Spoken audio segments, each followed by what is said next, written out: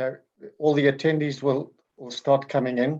They're flooding in already, but you can officially start at 1400. Okay. Okay.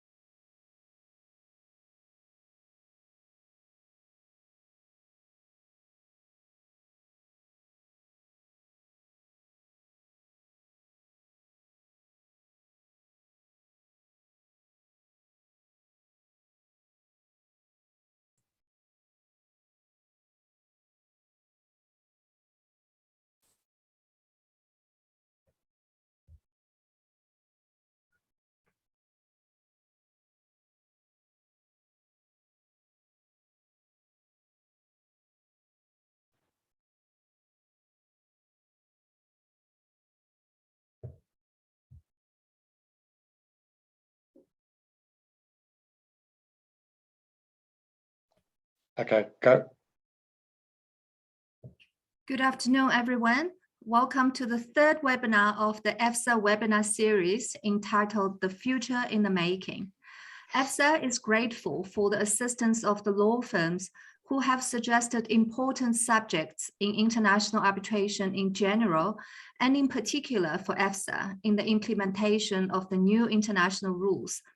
We are delighted to have Clyde & Co today to host the discussion on the expedited procedure, the emergency arbitrators, and early dismissals, the three innovative AFSA rules that ensure an expeditious and more cost-effective resolution of disputes. Now, without further ado, I would like to give the floor to Alon Mirov, who is the partner of Clyde & Co and the moderator of today's discussion. Alon, it's your turn. Julia, thank you for that introduction. And I see people are still joining, but I think let's maybe make a start. So good afternoon, everyone, and thank you for joining us today. As Julia says, I'm a partner at Clyde & Co.'s offices in Johannesburg, and I'm part of the projects and construction team. And it really is a pleasure today to partner with AFSA and host this webinar. As Julia mentioned, our topic today is speed and costs in international arbitration, and we're going to be discussing three very important rules or articles in the new AFSA rules, and those are expedited procedure, emergency arbitrators, and early dismissal. So all three of the articles really aim to make arbitrations more efficient and expedient, as well as cost effective, by aiming to reduce what is sometimes lengthy arbitrations, as well as prohibitive costs in arbitrations. And as Nadia will show us later by way of example, Article 10 deals with expedited procedure and relatively smaller claims which can be dealt with in a quicker manner and in a cheaper manner. And so before I introduce the panel and we start the webinar and go through the rules, I think we just need to place in context the webinar today and the basis on which we are presenting. And it's a useful background to just explain South Africa's international arbitration regime, how it's developed in the last few years, and why the AFSA rules specifically are so important to South Africa. So as many of you will know, in December 2017, South Africa overhauled its outdated and antiquated international arbitral regime, and it adopted the International Arbitration Act. And at the same time, it repealed and amended certain legislation which was anti-arbitration. By enacting the International Arbitration Act, South Africa adopted a modern and progressive international arbitration regime, which incorporated the model law into law in South Africa, and also reaffirmed South Africa's commitment to the New York Convention. And so by enacting this new legislation, South Africa really sought to establish itself as a major and important center for international arbitrations on the African continent. Being based on the model law, the International Arbitration Act provides users and investors with a familiar framework for administering arbitrations, clarity of process and procedure, and certainty that foreign arbitration agreements and foreign arbitral awards will be recognized and enforced in South Africa. And in addition to the International Arbitration Act, South Africa also has a well-established judicial system, which has strong and independent courts, which are pro-arbitration and are seeking to play more of a supportive role. South Africa also has a well-developed infrastructure, including hotels, arbitration venues, logistical support for hosting large international arbitrations. And of course, we have good weather and a good rugby team. But all of that is really only one side of the equation. The other side of the equation is having to have a good, well-established arbitral institution with modern and progressive arbitral rules. And that is what AFSA has done, and they've plugged that gap by having the new rules. And so that's what this is about, to look at how do the new AFSA rules supplement South Africa's international arbitration regime and establish it as a hub for international arbitration. So on to today's webinar, and just to quickly introduce everyone, we've got three panel members who are all experts on international arbitration and have many decades of experience. So our first speaker is Nadia, who is head of arbitration in Clyde & Co.'s Paris office. Nadia has spent over 20 years acting as a counsel in commercial and investor state arbitrations. Nadia regularly sits as an arbitrator and has handled cases as president, co-arbitrator, and sole arbitrator, with many of her matters relating to Africa. Nadia spent 3 years as counsel at the ICC, where she headed up the Africa, Middle East, and Europe team and oversaw more than 400 arbitrations. And in addition to that, Nadia also spent 5 years working in Shanghai. Our next speaker is Gregory Travania. Gregory spent several years as deputy counsel at the ICC in Paris before joining an international law firm. And he has recently became in-house counsel for a large international company. Gregory also founded Africa Arb in conjunction with other arbitration practitioners. And Africa Arb is an organization promoting the development of arbitration in Africa. And importantly, Gregory is also secretary to AFSA's drafting committee and advisory board when these rules were being drafted. And our final speaker is Philip Norman, who's a partner at Clyde & Co. And works out of Clyde & Co.'s UK and Dubai offices. Philip specializes in dispute resolution and has over 25 years experience. He focuses on complex, high-value disputes on major energy and infrastructure projects being developed around the world, and has been involved in 30 different jurisdictions, including acting for government, sponsors, contractors, engineers, and designers. And so with that introduction, without any further ramblings from me, let's get straight into it. And so Nadia, let's maybe start with you. And if you can maybe start off with Article 10, the expedited procedures, if you don't mind giving us an overview of that article. Sure, with great pleasure. And I'm delighted to be here with all of you, and great to see that we have such fantastic participation. And Alan, if I may just add to the list of benefits that you've mentioned with regard to having arbitrations in South Africa, I would also add the kindness of people. I would add the great food and the fantastic wines. But moving on to expedited proceedings, I think it's worth sort of taking a step back and sort of wonder, why do we actually have these expedited proceeding rules now in the AFSA rules? And I think it's fantastic that you did include them, so well done.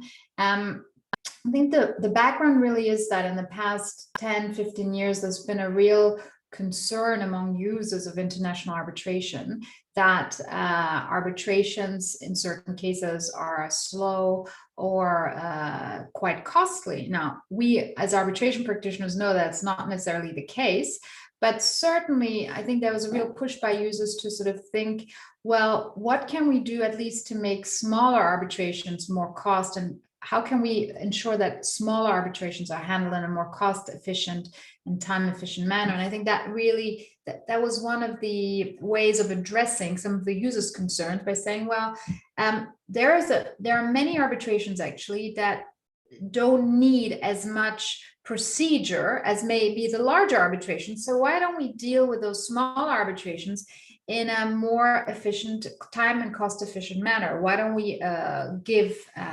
users a result within 6 or 8 months, whatever it might be? And that's, I think, really the push why we have the expedited proceedings that have now entered the arena in quite a few of the rules. I mean, the Swiss rules were some of the first to introduce the concept, I believe.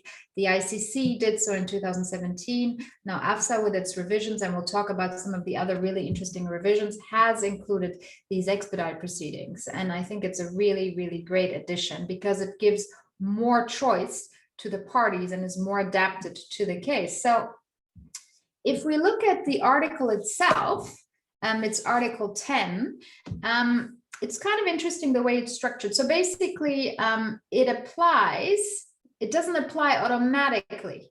And I think that's an important distinction to draw, and I'll come back to that in a second. You have to, one of the parties has to actually apply to the Secretariat prior to the constitution of the tribunal if it wants the proceedings to be conducted under the expedited, in an expedited manner. And the threshold, there typically is a financial threshold as to when something can be done on an expedited basis or not. And AFSA shows that threshold to be $500,000 US, which I think seems, I mean, it's always hard to fix a number, but that seems to be quite a sensible number. I mean, I think the average, if I recall correctly, Julia mentioned it, the average case is around $4 to $5 million amount in dispute. So 500,000 seems to be about the right amount. So that's the threshold. Of course, if the parties agree to the expedited proceeding, then they can obviously also go with that. Now, what's interesting is if we compare the threshold, so 500,000 under the AFSA rules, I think on the SIAC rules, it's around 4.5 million. The ICC, when it started off in 2017, it was $2 million, and it's just increased to $3 million. So I think it's a good starting point with the 500,000, and then see where we go from there once, I suppose, AFSA has more experience and sees how it's received.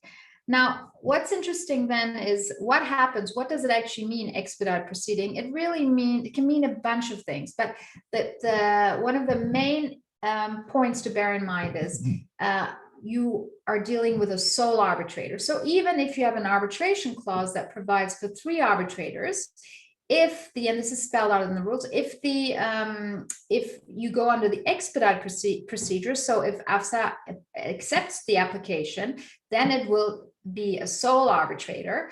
And that in of itself also raised some debate, certainly with regard to other institutions where there was some debate. Well, if we have a sole arbitrator, but the arbitration clause provides for 3 arbitrators, is there a risk that the award might be set aside on the basis that the arbitration agreement should trump and I will never use that word trump again in the same way, trumps the rules, the more general rules. Quite interesting, actually. A Singapore decision a couple of years ago said, the High Court said, well, if the parties have agreed to the expedited rules, and the expedited rules provide for sole arbitrator, then that does take precedent over the agreement between the parties, the original agreement of 3 arbitrators. So all of that to say, there was some discussion, 1 arbitrator or 3 arbitrators, is that a problem? The institutions overall, I've taken and AFSA is obviously in the lead here, has taken the view, no, one arbitrator is the way to handle it, which makes sense because if you think about it, if you have one arbitrator, they can conduct the proceedings in a much more quick way than if you have three arbitrators, because they have to coordinate the panel, when are they available, etc. So one arbitrator, and then the arbitrator can do a couple of things to ensure that the proceedings are handled in an expedited manner. They can, for example, not order document production. They can decide not to hold a hearing. There's various things that they can do so that they don't fall into the sort of typical arbitration roster of we're going through the motions. No, with an expedited proceeding, if the parties agree to it or if there's an application that's accepted, you go, you'll have an award within 6, 7, 8 months in a much shorter time span. So very positive, and typically also the fees will, as a result, be less. Now, I haven't actually checked if under the AFSA rules, the fees that are being charged, and perhaps people might chime in here, will be lower, but certainly under other institutional rules provide that if you go under the expedited proceeding, the cost will be less. The institutional cost that you pay to the institution will be lower. But also, and this is logical, I suppose, if you're working with counsel on a shorter arbitration, the cost will typically also be less, because when you are talking about expanding over time in arbitration, the cost typically increases. So it really represents not only a time saving, but most often a cost saving. Now, just perhaps a final point on the expedited proceeding is it's obviously new in the AFSA rules, and it's interesting to sort of take a look at other institutions to see, well, how successful have the expedited proceedings been? And there I'd like to perhaps turn on the one hand to the ICC and to SIAC. Quite different results, actually, when you look at the statistics. So the ICC had the expedited proceedings, and I mentioned that earlier, expedited proceedings have been where under 2 million, now it's 3 million is the threshold, or of course, if the parties agreed. Expedited proceedings were very successful. Last year, nearly 40% of the ICC caseload was handled under the expedited proceeding, which is quite an impressive number. Now, different there when you look at SIAC. If you do the statistics, SIAC, only 3% were handled under the expedited proceedings. There were 88 applications for expedited proceedings, and only, I think, 40 something were accepted, which, if you look at the overall caseload, works out around 3%. Now, you might ask yourself the question, well, why are these important differences? And I think the difference really is that with the ICC, it's automatic. There is no application process. If there's an arbitration and the amount in dispute is now under 3 million, automatically the ICC court will apply the expedited proceeding, unless, of course, the parties agree to opt out, or there's a particular reason why the ICC court would not do so.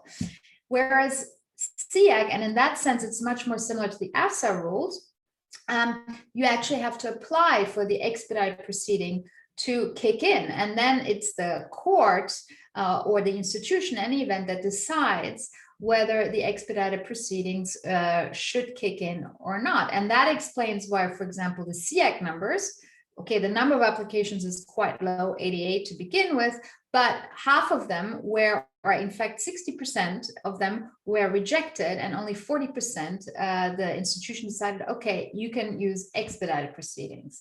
So I think, will the AFSA expedited proceedings be successful? I think it will very much, it's great that we have this tool there now, but it will very much depend on how the institution, on how many applications there will be. Are users going to welcome this additional tool? And how will AFSA deal with it? Will it reject the applications in great part, or will it sort of set the standard that, okay, unless there's some real issue, for example, the amount in dispute is way above that, if there are no threshold issues, will generally accept it, or will AFSA as an institution be much more less inclined to accept those applications? So that is something interesting to see. And then also, will parties agree separately on the application of the of the rules, of the expedited rules, even if the threshold is not met. And perhaps to just wrap up, I'll give you an example. A couple of years ago, I had a client. They had a dispute. The amount in dispute was something like $15 million, and Middle Eastern client in this particular case. And we wanted to sue a German company because the German company owed money under a settlement agreement. So there had been an original dispute, there had been an arbitration, there was a settlement agreement, and they were supposed to pay around $15 million to our client, and they didn't pay. And so what I did is I reached out to opposing counsel and I said, listen, there's this great procedure, it's expedited. Why don't we agree on that? Because it'll be wonderful and everyone will save cost. And I guess he didn't read the rules very well, because certainly if I had been in his shoes, I would not have agreed to it. He agreed. We went under the expedited proceeding. We had a sole arbitrator appointed in a very short time. And all of a sudden he woke up and he thought, oh my God, in 6 months, there's going to be an award. And, you know, I can't drag this out for a couple of years. And then they actually paid out. So, so all of that to say, the expedited proceedings can be extremely successful. And I very much look forward to seeing how AFSA's use of these rules develops. Alan, we can't hear you. Alan, you're on mute. Sorry, rookie mistake. You'd think after 2 years of working from home, I would have remembered that. Nadia, thanks for that. That's very interesting. And Gregory, I want to ask you a question. Nadia said to us the difference between the ICC and psych, where the ICC is, it's automatic expedited procedure. And that has been very successful. And I've got a two-part question for you. Firstly, do you agree that it has been successful in other jurisdictions, given your experience in the ICC? And then second question, which may be a bit unfair to you, is why did AFSA follow the SIAC route of having it as a optional provision as opposed to the ICC route of having a automatic provision? Well, first of all, thank you so much for having me on this panel today. And I'm really thrilled to speak about this very exciting and ambitious new rules. So thank you very much, AFSA and Klein & Co. And to answer your questions, first question. I think it will be a successful provision, and it has been a successful provision, especially in common law jurisdictions, because it's more of a common law tool that you have rather than a civil law one. And I come from a civil law jurisdiction. So for me, when I first looked at this rule, I was a bit shocked, because you can see that, at least from a civil law perspective, that there could be a bit of a churn there, because if you look at Article 10.4 of the rules, you see that the article takes precedence over any contrary terms of the arbitration agreement, which could be technically against party autonomy. And I remember, and I'm sure Nadia can relate to that, in 2017, when the IC rules were launched and they integrated this provision, that people were at first concerned about how do you resolve this sort of conflict between what the parties have chosen in the arbitration agreement and then what the rules provide. And actually, the solution was, well, they chose the rules. So because the rules say that, this shall take precedence over any contrary terms of the arbitration agreement, then we should just apply, because the parties know what the rules are. So, and I think here now people are aware of that, and it shouldn't be an issue. But I'm curious to see if it will be applied when involved with purely civil law matters. And the second question you asked was down the SIAC route.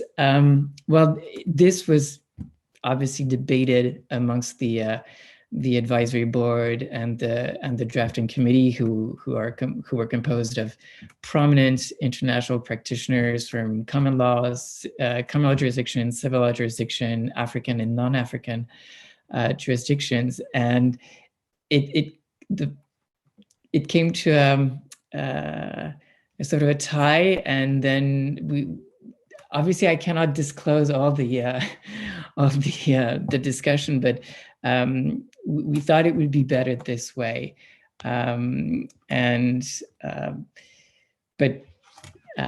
it was a close tie. Okay. Thanks, Gregory. And I suppose, we do need to move on, but, an important point, and we've all touched on, is 10.4 and the reference to party autonomy. And Philip, can I just ask you quickly, how do you see this maybe presenting a problem when parties come to challenge to enforce the award, and whether there'll be any challenges at an enforcement stage, given that, what 10.4 may say? Yeah, I mean, it's interesting because it is that tension between what the parties have written in their contract, what they expect before any dispute has arisen to be the procedure that they will adopt when the dispute arises, and rules coming in and potentially changing from time to time. And is that what the parties have agreed to? And I think where you get to enforcement issues, and I caveat this immediately by saying, the amount of enforcement versus the amount that we speak about enforcement is pretty low. Most people with arbitration awards tend to comply voluntarily, but you can see issues arising in the way that Gregory has identified, which is, the parties may have agreed something. Do the rules trump those more specific and express provisions of an arbitration agreement, or does the arbitration agreement trump it? And what does the jurisdiction in which you enforce it say in terms of its legislation and its policy? So the answer is possibly. You would expect, hopefully, in more sophisticated arbitration supportive jurisdictions, that the general trend and the jurisprudence and the thinking in the international arbitration community will carry the weight, which is, more likely than not, people have adopted rules. They know that rules will change. In serious arbitrations, you've got parties who are represented by sophisticated counsel who will draft up the arbitration agreement, and they know what the risks are. And then you come back to a point which, is at the basis of all these three articles that we're looking at today. We, as arbitration practitioners and the arbitration institutions, are there to support businesses resolve business issues and business disputes. And how do we do it cost effectively and time efficiently? And one would hope, again, in those jurisdictions, when it comes to enforcement, they will have that in the back of their mind, that, you can't keep litigating over and over again similar sorts of issues. So one would hope that if it comes to enforcement or challenge of enforcement, these issues would be pretty limited. Great, Philip, thanks for that. And so let's move on to Article 11, emergency arbitrators. And Gregory, do you want to give us a broad overview of the more important touch points of that article? Sure. So my take basically on Article 11 can be summarized in sort of 6 questions as a user. And actually, I like the word shopper more, because basically, you shop rules, you shop the applicable law, you shop the venue. The first one being, what's the purpose of the emergency arbitrator provisions? And the purpose is to obtain rapidly interim or conservatory measures that cannot await the constitution of the tribunal. For example, if you want to preserve evidence, or if you want to freeze assets because you know that potentially the other party will dilapidate all the money. Basically, the situation is so urgent that an emergency arbitrator is appointed to resolve this very specific issue, pending the constitution of the tribunal. And this is not new. If you look at, for instance, the past decade, you have seen this provision coming, it has become more and more popular in the ICC rules, SIAC, LCIA, HKIAC. So when we discussed this with the drafting committee, obviously it was a no-brainer. We had to put an emergency arbitrator provision. The second question is, well, who is the emergency arbitrator? And there can be some confusion if you're not used to using this provision. The emergency arbitrator is an arbitrator who is different from the arbitral panel that will resolve the dispute. And basically you have the emergency arbitrator deciding on this urgent matter pending the constitution of the tribunal. And then you have the tribunal deciding on the merits of the case, and also on what, either confirming, infirming, either in part or in whole, what the emergency arbitrator has decided. Although they're different, so emergency arbitrator and regular arbitrator, they're still bound by the same standards. And that's the reason why this provision also refers to Article 6.3 of the rules, where basically the tribunal is bound by an obligation of impartiality, independence, availability. So once you have acted as emergency arbitrator, you will not be able to act as arbitrator as part of the arbitral tribunal deciding the issue on the merits, unless obviously if the parties agree. And I mean, that's great to have this flexibility. And as a shopper, it's, the more possibility you have, the better. But to be fair, I've never seen this in practice, and I don't believe that you will see this often in practice, because obviously the emergency arbitrator makes a decision. It's either in your favor or not in your favor.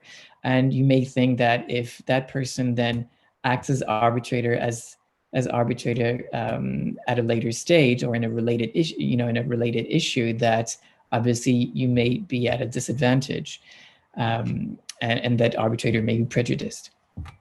But still, the option is there, which is great. Then the third question was, so how fast are the proceedings? And Nadia talked about expedited proceedings. She mentioned 6-7 months. Here, the proceedings are extremely fast. The emergency arbitrator is appointed within 48 hours from the Secretary General accepting the application, and then 48 hours after transferring the case to the emergency arbitrator, then he or she has 48 hours to establish a procedural timetable. And then the emergency arbitrator has 14 days, and that's maximum, to issue an order or decision. Obviously, I mean, there are exceptional circumstances where the court may extend that time period, but compared to 6 or 7 months or even 18 months, which is the regular period for an arbitration, less than a month is extremely short. And from a business perspective, that is extremely important. So a very useful provision. The fourth question is, so how do you make an application? And well, it's very standard. You make your application to the Secretariat, you communicate to all the relevant parties. Here, there had been some discussions about ex parte applications. We thought it would actually be difficult to monitor. So it was actually decided to go for, something that would not be done ex parte, and you would have some discussion and exchange of submissions with the other side before the emergency arbitrator can make a decision. And in terms of content, well, it's also very standard. If you look at it's basically what you would find in a request for arbitration or an answer. But here you would have to explain why what you're seeking is so urgent that it cannot await the constitution of the tribunal. And also there's another specificity, is that if you look at the schedule of costs, you need to prepay about $3,000, so that, and that's one of the requirements. If you don't pay, then your application will not be processed. Then another question is, so what do I have to bear in mind before filing an emergency arbitration? an emergency arbitrator application? Well, first you need to check, have you opted out of the of this provision? Because it's an opt-out mechanism, basically meaning that you always have this opportunity, so this option, unless the parties decide to opt out of it. So just try to make sure that you did not opt out of it. And I've seen a case where basically, while I was an outside counsel, we had a case where we realized at the last minute that the parties actually had opted out of the emergency arbitrator provisions. So, and that was a very bad discovery at the time, because we thought it would be actually best to initiate emergency arbitrator proceedings than going before a national court. The second thing you need to take into consideration is you need to bear in mind that when you file a request for an emergency arbitrator, you need to file within 7 days of your application a request for arbitration. And if you don't, then your application, your emergency arbitrator application will be dismissed. Everything will be terminated, and you will have to start again from scratch and lose $3,000. Then check if the arbitration clause provides for a seat. If it doesn't, then the default mechanism is for Johannesburg to be the seat of arbitration. Same thing with the language. The default mechanism is English, unless the parties have agreed otherwise. And more importantly, before filing an application, you have to ask yourself, well, you need to assess whether it would be best to go either before a court, a state court, or go through, go to and have an emergency arbitrator in place. And the first thing I want to mention on that point is that Article 1116 is very clear. The fact that you can resort to an emergency arbitrator does not preclude you to go before a state court. And but you need to weigh in what would be the pros and cons of, for example, in terms of enforceability. Will the interim measure granted by the emergency arbitrator enforceable in X jurisdiction or Y jurisdiction? Because at the end of the day, especially from a business perspective, you want results. And if you cannot achieve that result, if you just have a piece of paper saying that you're right, it has no value whatsoever. And on a side note, the rules refer, Article 1112 refers to decision and order. And the reason behind that is in terms of enforceability, where you would enforce the award, you may ask the arbitrator to render a decision or an order. And last would be, remember when you're on the other side, so not on the applicant side, but when you're receiving this application, that your behavior will be taken into consideration for the allocation of cost for this for these proceedings, and that can have a huge impact. Your behavior can really have a huge impact on how the tribunal will allocate costs. And my last question, so the sixth question as a shopper, is what are the challenges in practice that you would be facing? And if for a second I put on my former institutional cap, well, the first thing that AFSA will face will be to dedicate the necessary resources to comply with the very tight deadlines. Because 48 hours to find a candidate is sometimes very challenging. So AFSA will have to dedicate the necessary resources, and I'm sure they will. And speaking to AFSA and to Julia, I know they're very eager, and I have no doubt that it will be a success and that they will meet those deadlines. The second challenge that AFSA will be facing is choosing the right candidate, because when you're an emergency arbitrator, because of the very, very tight deadlines, you need to find someone who's available, who's not only good and fits all the criteria, but who can actually deliver results in a very short period of time. And fortunately, AFSA is a long-standing international institution and has a has a number of various interested candidates. So I'm sure again that if you choose AFSA, you will have no issue there. And from the party's perspective, in terms of challenges, I can see two.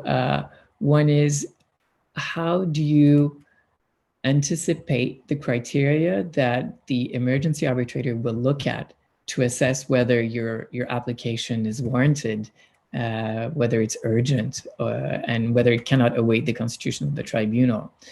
And I see this in practice. It's a pain point because in international arbitration, you're basically juggling with so many laws and sometimes conflicting laws. So my take on this would be to always look at the most stringent requirements and make sure that your application fulfills those requirements. And the last point on challenges, and also regarding the Article 11, is to ensure that the other party will comply with the decision, and that can also be very tricky. Gregory, thanks. That's very interesting insight. And we need to move on to the next article. But Nadia, I want to ask you quickly. You've sat as an arbitrator before, and the article allows for the decision to be confirmed, varied, or discharged or revoked by the arbitral tribunal. In your experience, does that often happen? Is it often that a decision of emergency arbitrator is overturned by the arbitral tribunal? That's a good question, and Alan, I'm not sure I have the answer for you, because I actually sat as an arbitrator in 2 cases where there had been an emergency arbitrator beforehand, but in those cases the emergency arbitrator had actually dismissed the relief. And so it was still useful for us as a tribunal to look at the decision, but there was no need to overturn or confirm the decision.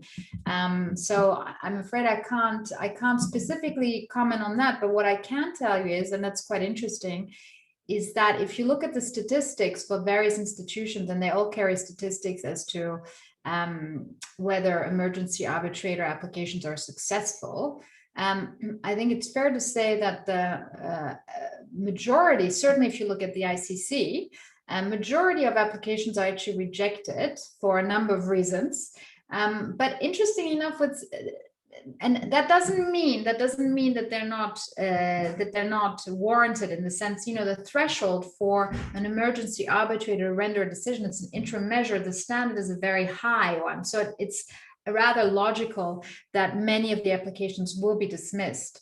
But interestingly, when I looked at the C-Actor statistics, I was surprised that of the 20 applications that were submitted, that were accepted last year, so in 2020, all of them resulted in an order being made granting the application. So I suppose we should be looking to those arbitrators in those 20 cases to see what happened subsequently, whether the decisions were confirmed or overturned. Yeah, thanks, Nadia.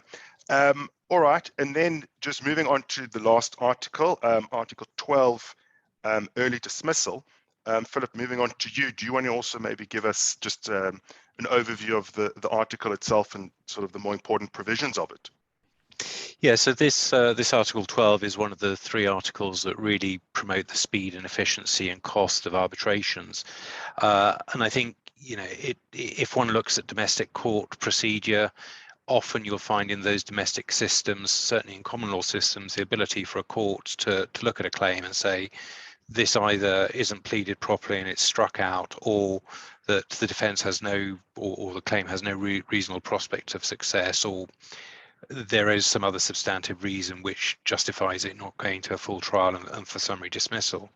So what Article 12 does is it expressly states that an arbitral panel now has clear powers to consider applications for early dismissal, where one of the parties argues that the claim or the defence is manifestly without legal merit. We'll come back to what that potentially might mean, or where the claim or defence is manifestly outside the jurisdiction of the arbitral tribunal. And so the scheme says, look, within 30 days of the tribunal being empanelled, you have to make an application if you think that there's the manifestly without legal merit or jurisdiction points apply. So you have to act quickly. What the rules then do, which is different to some other rules, is to say to the tribunal, look, when you receive such an application, you essentially make a sense check of it. You look at it, you work out if it's a valid application or a waste of time. Does this pass muster, essentially? And if it passes muster, then you invite the counterparty to the application to make representations, and you ping backwards and forwards a couple of times. In other institutions, the usual is a couple of sets of submissions each, and then as a tribunal, you go away and you make a decision as to whether you stop the case or you cut bits out of the case or whatever you decide to do, or dismiss the application. So it's a pretty clear set of provisions that allows the tribunal to look at these issues carefully and early, and essentially to get rid of really bad cases that have no prospect of succeeding. So where did this all come about? Why is there an express need for these rules? What is the history? And the history goes back to what both Nadia and Gregory have talked about in their sections, which is, ultimately, business communities want business solutions that are quick, that are cost effective, that are cheap, to be able to resolve disputes, where they're providing a service. And arbitration initially was meant to be that. If one goes back to the very core of the arbitration, why do parties move away from the court's inherent or coercive jurisdiction? Why do they choose arbitration? Yes, there's a bit about the internationalization of business, but ultimately it's so that parties could choose their arbitrator, could choose a procedure, could work out what they needed to do in a much more efficient and quick manner. But over time, lawyers, participants, parties have essentially gamed the system.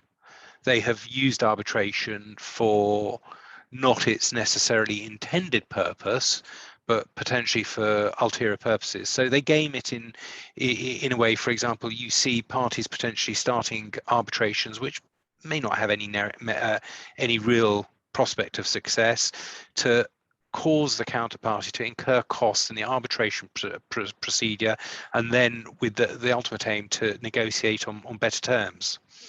Or they're using the counterparty as essentially a free credit agency, where there's a debt that's owed, you kick it into arbitration, you delay that arbitration process as much as possible, and in jurisdictions where interest isn't payable, you've essentially got potentially 3 years worth of free credit.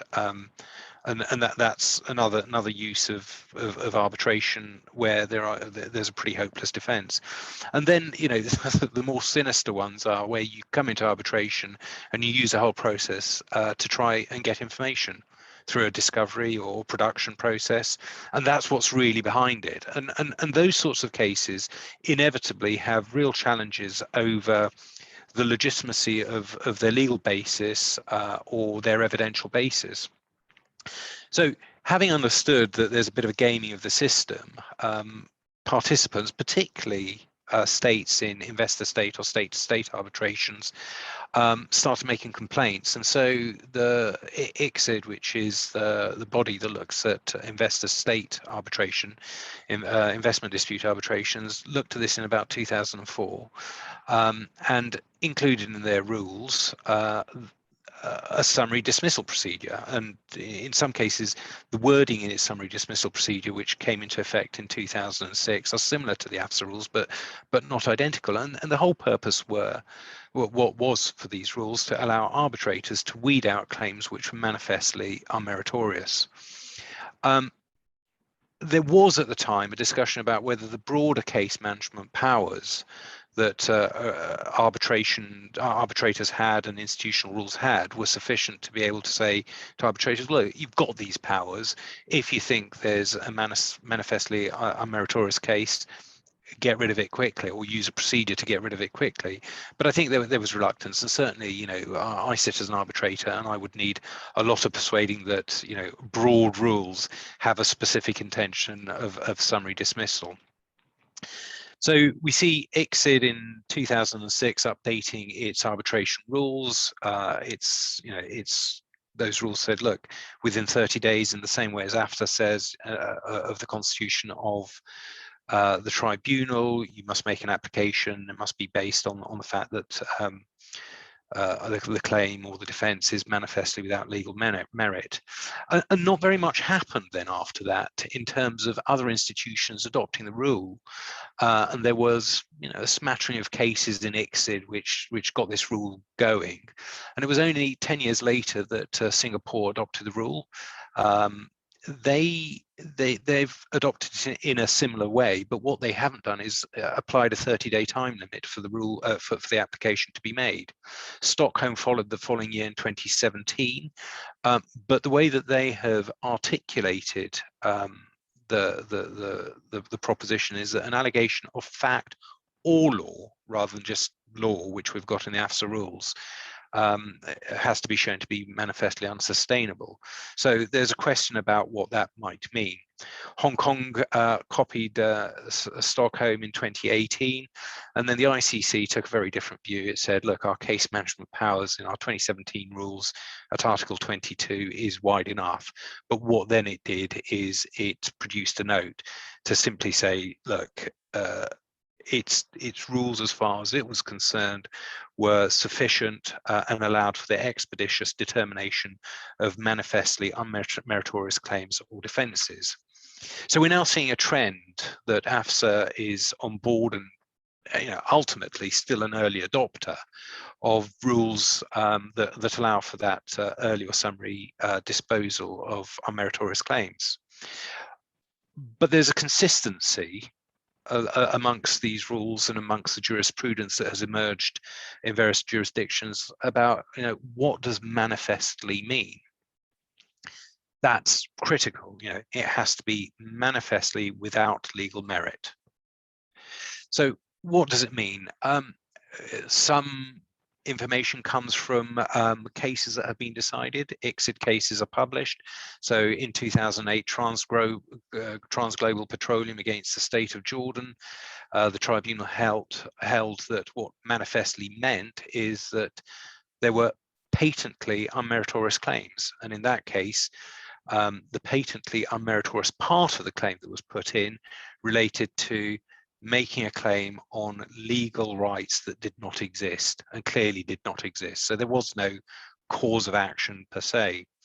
In other cases that we've seen through reporting, you know, manifestly means evident, obviously, unequivocally unmeritorious, untenable.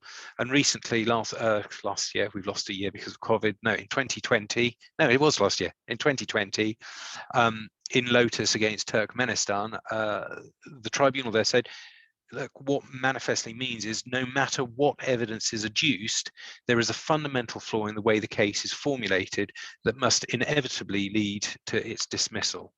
So it's a high bar, you know, to be able to succeed on an application like this.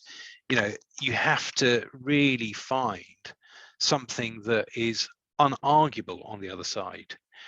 Something that is so obvious to a tribunal, especially if the tribunal has to make that decision or that application comes in 30 days. It's right at the beginning of the arbitral process.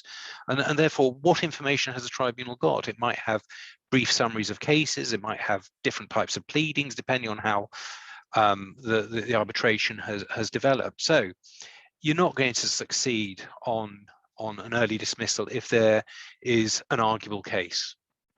You're not going to succeed if there is something or more than a mere factual inquiry is regarded into the underlying information. You're not going to succeed on it if there has to be significant amount of disclosure, and you're not going to succeed on it if there are going to be complex legal interpretation or use of legislation type cases, you really need to get into a position where there are, undisputable points of law or undisputable points of fact to succeed without without a full hearing of the issues. So one of the interesting points, and I'm keeping this short because of time, but one of the interesting points is some rules have the references to manifestly without merits on the facts as well as the law. AFSA doesn't, and there's been a bit of academic writing on what is the difference here, and actually most academics think, well, no, ultimately they're one and the same thing in terms of the application of this very high standard test, because you might find a situation where a debt is claimed, for example. There has been a load of evidence that's produced that shows that the counterparty accepts that the debt and that it's owed, and it hasn't been paid. Now, if you say, look, the matter of law is there a contractual obligation? Has that contractual obligation been breached?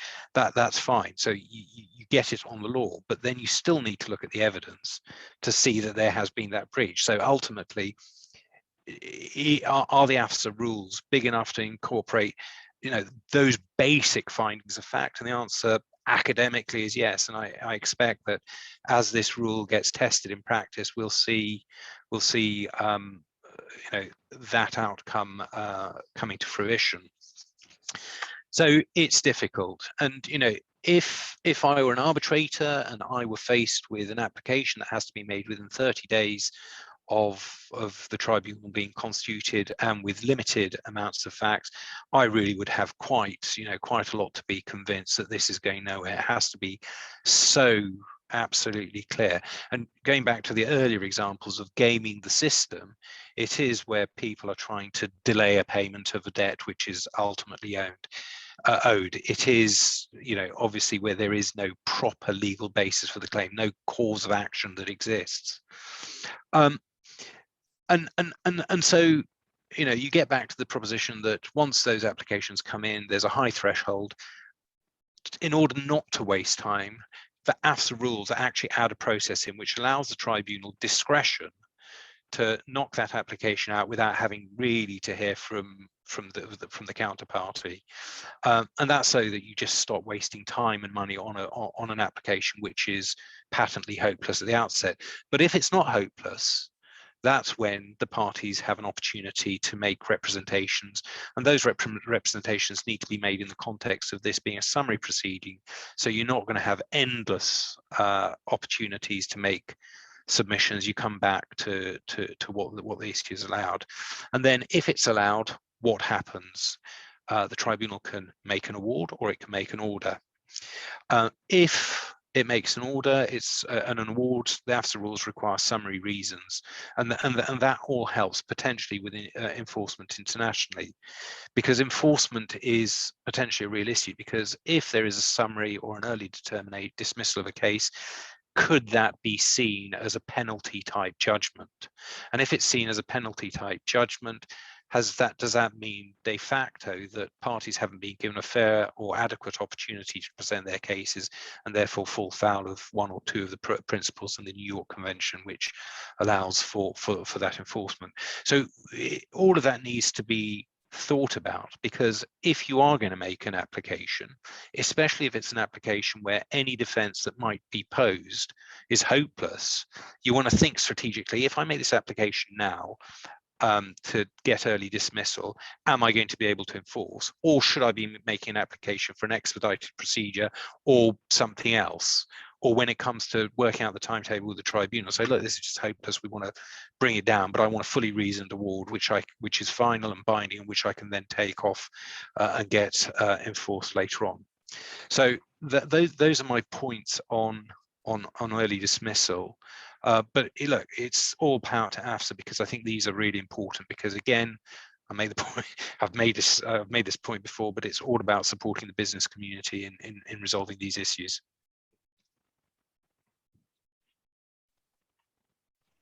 Philip, thanks for that. Yeah, absolutely. I think that's really it. supporting the business community in really what is ultimately best for the client, cost-effective, quick arbitrations. We're just about running out of time, but we probably have time for 1 or 2 questions. Is there anyone who has any questions that they would like to put to the panelists? You can either put it in the chat box or turn your camera on and ask a question.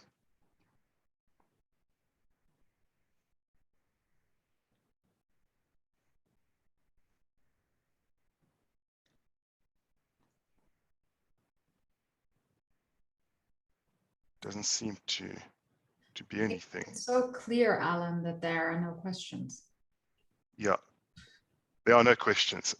So I just want to ask one last question, Nadia, just to you. We're obviously here in a common law jurisdiction, you're in a civil law jurisdiction. Do you think that civil law parties would find these user-friendly, these rules user-friendly and use them?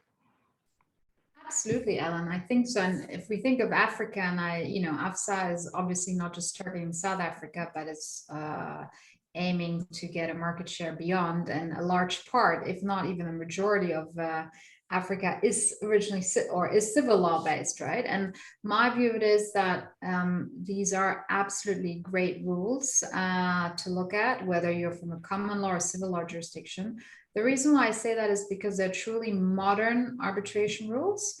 Why do I say that? Well, they have a couple of tools, some of them we talked about today: expedited proceeding, emergency arbitrator, early dismissal. And those are all necessary today for a sort of leading international arbitration institution to have in their back pocket, so to speak.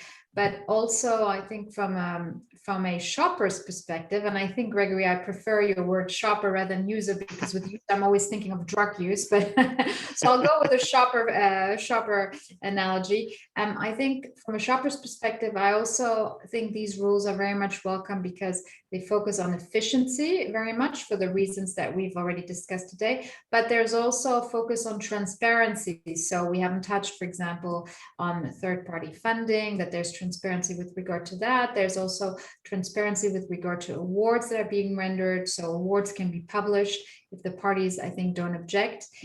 So very positive. And, this common law, civil law divide, I don't know if in the international arbitration community it really plays such a role so much anymore, because I think we've really come to an international standard that applies both in common law and civil law jurisdictions, and then we give it our own spin depending on the case at hand. But I think these rules, at least from my perspective, are suitable whether you are a civil law or common lawyer, because they represent the international standard today. So well done to everyone.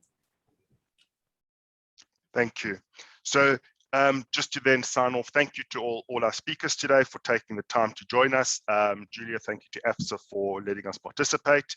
And there you have it. AFSA has very good user-friendly modern rules, which should be used. And obviously, if anyone has any other questions or follow-up questions, please feel free to contact any of the speakers. So thank you for your time this afternoon, and enjoy the rest of your day. Thank you all. Thank you very much. Thank you. Thank you.